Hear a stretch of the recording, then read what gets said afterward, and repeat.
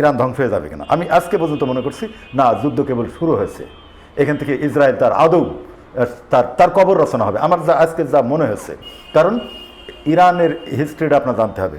আপনারা জানেন যে খ্রিস্টপূর্ব 600 থেকে 530 সাল পর্যন্ত পৃথিবীর সাম্রাজ্যবাদী মানে পৃথিবীর প্রথম এক মহান সাম্রাজ্যের নেতার নাম হচ্ছে সাইরাস দি গ্রেট। আপনারা জানেন যে সাইরাস দি গ্রেটের কারণেই আলেকজান্ডার জন্মের পরে মাকে বলেছিল, মা গো আমি সাইরাস দি গ্রেট হব। আলেকজান্ডারের মা বলেছিলেন, বাবা সাইরাস দি গ্রেট হয়ে জন্মাতে হয়, এটা হওয়া যায় না। কিন্তু তিনি সাইরাস দি গ্রেট, উনি মহান শাসক। দেখেন চেঙ্গিস খান, তার নাম আপনারা জানেন, কিন্তু বাংলার বহু মানুষ সাইরাস দি গ্রেটের নাম জানে না, কারণ তিনি মহান, অথচ বিশাল সাম্রাজ্য ছিল তার। এটা পশ্চিমারা এই নামগুলো আনেনি, হ্যাঁ, কিন্তু তারা আলেকজান্ডারকে গ্রেট বলছে, কিন্তু সাইরাস দি গ্রেট তারা বলবে না। তারা এদের না বলছে না, তারা হালককার চেঙ্গিস খানকে বলবে। তারা এশিয়ার চরিত্রটা, প্রাচ্যের চরিত্র এইভাবে নেগেটিভলি আনে, কিন্তু পজিটিভ ব্যাপারটা আনেনি। ফলে সেই যে আমল থেকে তারা একের পর এক এই পারস্য সাম্রাজ্য কোথাও কিন্তু মাথা নত করেনি, তারা টিকে আছে।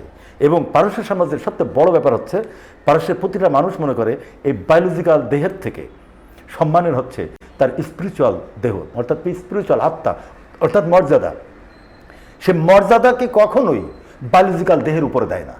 সেজন্য আপনারা জানেন যে আলী খামেনিকে বলা হয়েছিল সরি, তাকে বাংকারে নিয়ে যাওয়ার জন্য। অদ্ভুত ব্যাপার, আমি অবাক। আমি এটা সমালোচনা করছিলাম যে তাকে বাংকারে নিয়ে যায়নি কেন, গোপন জায়গায় কেন নিয়ে যায়নি। আলী খামেনি বলে গেছেন যে আমি ইমাম, আমি নেতা, আমি বাংকারে যাব আমার জনগণকে রেখে।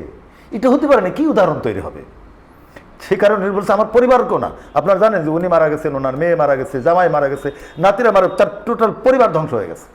উনি জাননি, উনি তখনও মিটিং করছিল তার সেনাবাহিনী। আপনারা জানেন তার সেনাপ্রধান মারা গেছে, তার প্রতিরক্ষা মন্ত্রী মারা গেছে, তাই না, তার পররাষ্ট্র উপদেষ্টা মারা গেছে। কি ভয়ঙ্কর ক্ষতি হয়েছে। উনি কিন্তু পালাননি।